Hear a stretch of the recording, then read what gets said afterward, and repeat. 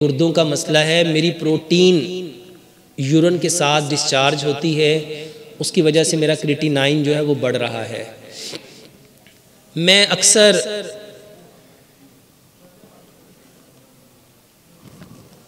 अपने मरीज़ों को एक बात बताता हूँ कि बीमारी का इलाज ना करो, बीमारी का, बल्कि जिस वजह से बीमारी होती है उस वजह को ख़त्म करो। बताओ बेहतर कौन सी है? एक है बीमार हुए दवाइयां खाई जाओ, एक है जिस वजह से बीमार हुए हो उस वजह को खत्म करो। सिर्फ गुर्दे नहीं, सिर्फ मैदा नहीं, जिगर नहीं, आंतें नहीं, इंसानी बदन में जितनी बीमारियां हैं 6 चीजें छोड़ दो। 6 चीजें। सबसे पहले अपने बर्तन बदलो और इसको कुरान से समझो। अल्लाह सुब्हानो व तआला ने कुरान में फरमाया, हमने इंसान को मिट्टी से पैदा किया, मिट्टी में वापस लौटाना है और कल क़यामत वाले दिन मिट्टी से दोबारा उठाए जाना है। हमारी इब्तिदा, हमारी इंतहा और कल क़यामत वाले दिन दोबारा। सिर्फ 50 साल पीछे जाओ, जब घर मिट्टी के थे, चूल्हे मिट्टी के थे, हांडियां मिट्टी की थी, बर्तन मिट्टी के थे, हर चीज मिट्टी की थी। बताओ आपके पाकिस्तान में कितने डायलिसिस सेंटर थे? जब लोगों को पानी फिल्टर वाला मिलता, जहां से जानवर पानी पीते थे वहीं से बंदे भी पीते थे। कितनों के गुर्दे खराब थे। मेरे मोहतरम भाइयों, सबसे पहले अपने बर्तन बदलो। देखो 3 बर्तन, सिल्वर, नॉन स्टिक और प्लास्टिक, ये घिसते हैं, ये जाते कहाँ हैं? पूरी दुनिया इस बात को मानती है कि कैंसर की सबसे बड़ी वजह सिल्वर और प्लास्टिक है। और 2 बर्तन हैं जो घिसते नहीं हैं लेकिन वो खाने को गलाते हैं। एक है स्टेनलेस स्टील, ये जो स्टेनलेस स्टील है, और एक है प्रेशर कुकर। इसको सिंपल समझो, एक सेब है पका हुआ और एक सेब है गला हुआ, कौन सा खाना चाहिए? अगर एक शख्स सुबह दोपहर शाम 3 सेब खाता है गले हुए, हफ्ते बाद उसकी तबीयत कैसी होगी? अच्छा, एक शख्स खाना खाता है पका हुआ और एक खाता है गला हुआ, उसकी तबीयत कैसी होगी? और जो गला हुआ खा रहा है, अच्छा बताओ, जब प्रेशर कुकर में खाना पकता है सारे घर वाले क्या कहते हैं? खाना पक गया कि गल गया? क्या कहते हैं?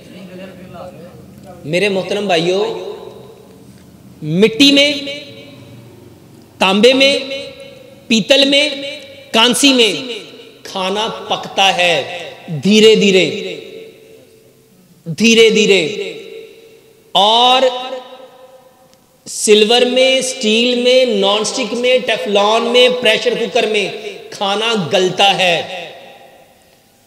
और गला हुआ खाना कभी जिंदगी में सेहत दे सकता? इसको सिंपल समझो, गोश्त है आधा किलो मटन का, उसको पकाया मिट्टी की हांडी में और आधा किलो को पकाया सिल्वर में, स्टील में, नॉन स्टिक में, टेफलॉन में, प्रेशर कुकर में। बताओ ये कितनी देर में पकेगा?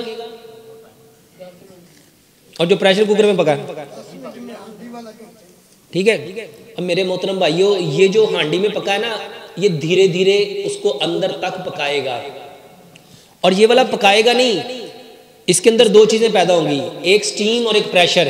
स्टीम से वो गर्म होगा और प्रेशर से फट जाएगा, उसका फाइबर लैदा हो गया, फट गया।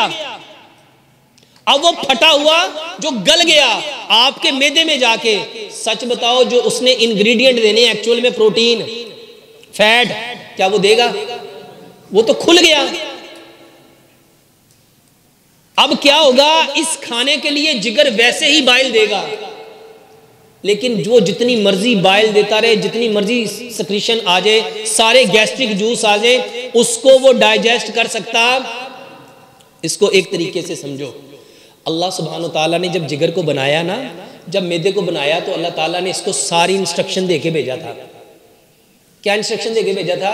कि हमने इंसान को मिट्टी से बनाया है, इसके लिए सारी चीज़ों को मिट्टी से बनाया है, जो चीज़ें मिट्टी से पक के आएंगी उसको तो तूने हजम करना है, उसके अलावा जो आएंगी उसको हजम और इंसानों का जो बदन है वो किसकी बात मानता है, बंदों की कि अल्लाह की? तो मेरे मोहतरम भाइयों, आज से सिर्फ 100 साल पीछे चले जाओ, किसी को गुर्दों की तकलीफ क्यों नहीं थी? क्योंकि उस वक्त वो अपनी, हकीम लुकमान कहा करते थे, इंसान सिर्फ एक वजह से बीमार है। वो वजह क्या है? फितरत छोड़ना। तो सबसे पहले बर्तन बदलो, उसके बाद अपना कुकिंग ऑयल बदलो, सरसों के तेल में खाना पकाओ। तीसरे नंबर पे अपना नमक बदलो। नमक के बारे में एक बात कहना चाहूँगा मेरे मोहतरम भाइयों, ये नमक नहीं है। आज हर शख्स शिकवा करता है, शिकायत करता है, बच्चे गल नहीं सुनते, बच्चे बेवफा ने, माँ प्यो दे वफादार। जरा सच बताओ, उनको नमक कौन सा खिलाया है? मेरे मोहतरम भाइयों, नमक इंसान की खसलत बनाता है। देखो हम कहते नहीं बंदा बड़ा नमक लाल है, बंदा बड़ा नमक, कुत्ता जिस घर का नमक खा लेता उसकी चौखट छोड़ता। मेरे भाइयों, नमक से हया पैदा होती है, नमक से वफा पैदा होती है, नमक में 84 मिनरल हैं। ये जो आपके लोगों की जिंदगियों में आज सबसे ज्यादा बेकरारी, बेचैनी, बेसुकूनी, ये जितने प्रेशर बढ़े हैं ना, ये नमक की वजह से बढ़े हैं। वो नमक था जो मिट्टी से निकलता था, उसका नाम था पिंक हिमालयन सॉल्ट। और जो नमक आप खा रहे हो उसको कहते हैं सी सॉल्ट। आज से कई 100 साल पहले एक शख्स आए, हकीम इमाम इब्न कय्यम ने किताब लिखी ज़ादुल माद। उसके अंदर उन्होंने समंदर के पानी के नमक बनाने के नुकसानात बयान किए। कितने साल पहले आए थे? कितने? 800 साल, इससे भी ज्यादा। उन्होंने 800 साल पहले, बताओ, आयोडीन नमक था। उन्होंने उस वक्त लिखा कि जो बंदा समंदर के पानी से नमक बनाएगा और उसको वो खाएगा, वो अपने बदन में अनगिनत बीमारियां भरेगा। देखो, नमक जो अल्लाह ने बनाया था वो कौन सा था? वो था पिंक हिमालयन सॉल्ट। और ये जो नमक बनाया गया, ये वल्ला ये हमारे लिए नहीं है। और हमें ज़रूरत क्या है? हो ख्योड़ा का नमक 3 रुपए किलो है, यहाँ पे आके 10 रुपए किलो हो गया, और 20 लगा लो। गूगल पे जाके सर्च करना कि आपका पिंक हिमालयन सॉल्ट दुनिया में कितने का बिकता है। वल्ला 40 से 45 हज़ार रुपये किलो बिकता है। और हमारे यहाँ कितने का है? और हम लेते हैं? क्यों नहीं लेते? तो टीवी पे कमर्शियल आई है ना। मेरे मोहतरम भाइयों, अपना नमक बदलो। अल्लाह की कसम, अपने बच्चों को ये नमक खिलाओ अगर अपने बच्चों में वफा चाहते हो। अगर उनको वाकई हलाल करना चाहते हो ना, तो नमक खिलाओ। अगर नमक नहीं खिलाओगे तो यकीन जानो जो हो रहा है वो इससे बदतर होगा। चौथी चीज, मीठा। भाई साहब, वहां से ख्योड़ा का नमक लाओ, उसको घर में कूटो, घर में पीसो, बाजार से नहीं पिसवाना, घर में। नानियां दादियां पहले क्या करती थी? पीनिया सी ना। मेरे मोहतरम भाइयों, जिस चीज पे जितनी मेहनत लगती है ना, उसके अंदर उतनी तसीर आती है। चौथी चीज है मीठा। चौथी चीज क्या है? मेरे मोहतरम भाइयों, ये जो ब्रेन है ना, ये जो दिमाग है, ये मीठे से चलता है। सच बताओ, खुशी का मौका हो तो सबसे पहले क्या कहते हैं? मुंह की करो, और मोहब्बत बढ़ती है मीठे से। दिमाग में मोहब्बत मीठे से आती है, क्योंकि ब्रेन मीठे से चलता है। और सच बताओ, आज सारे ने मीठा उत्ते चला गया। क्यों चला गया? क्योंकि मेरे मोहतरम, एक छोटी सी बात करने लगा हूं। ये जो चीनी आप इस्तेमाल करते हो ना, इसमें लाइम डलता है।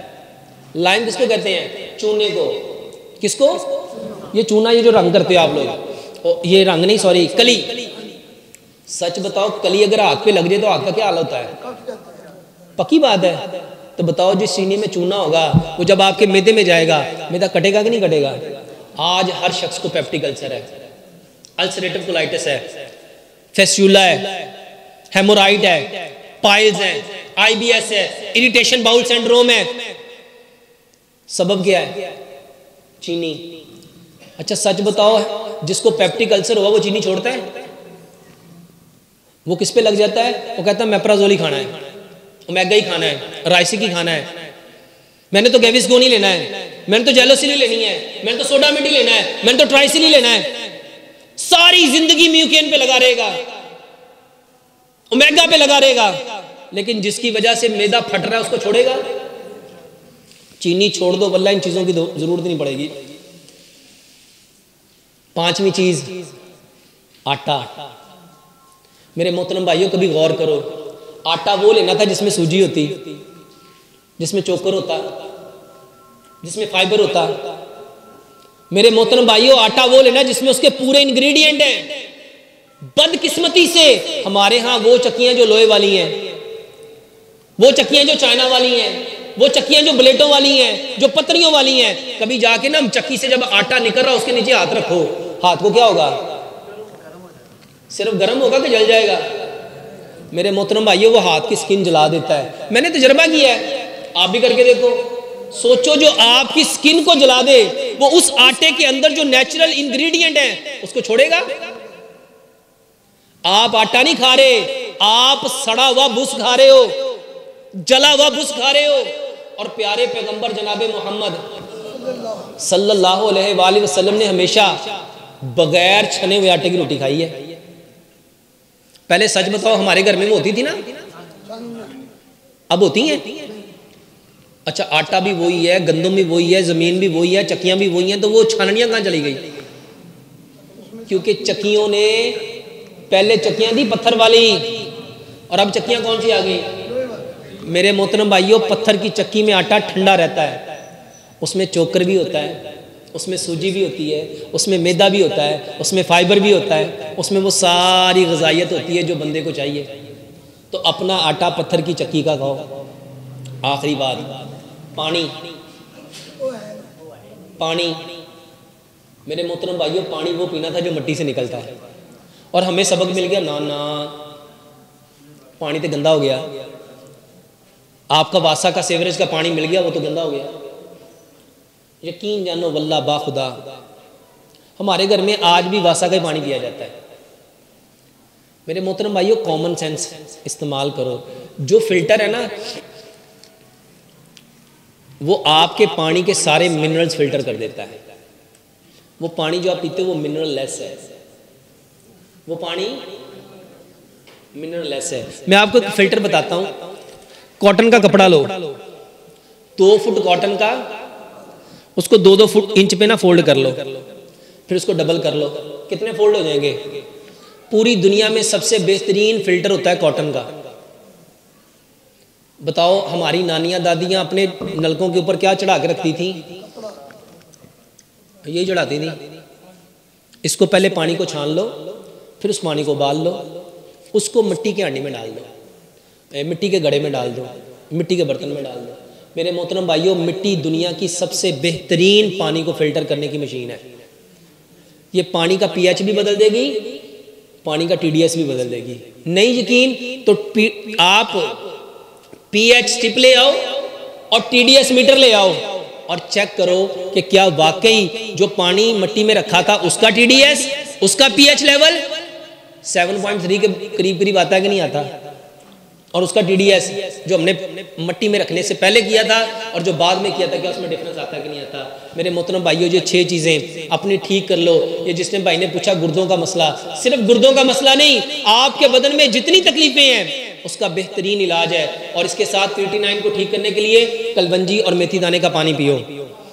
कलवंजी और मेथी दाने का इस नियत से पीना है कि प्यारे पैगंबर जनाबे मोहम्मद सल्लल्लाहु अलैहि वसल्लम ने फरमाया कलवंजी वो काला दाना है जिसमें मौत के सिवा हर बीमारी की शिफा है। और दूसरी चीज़ है मेथी दाना।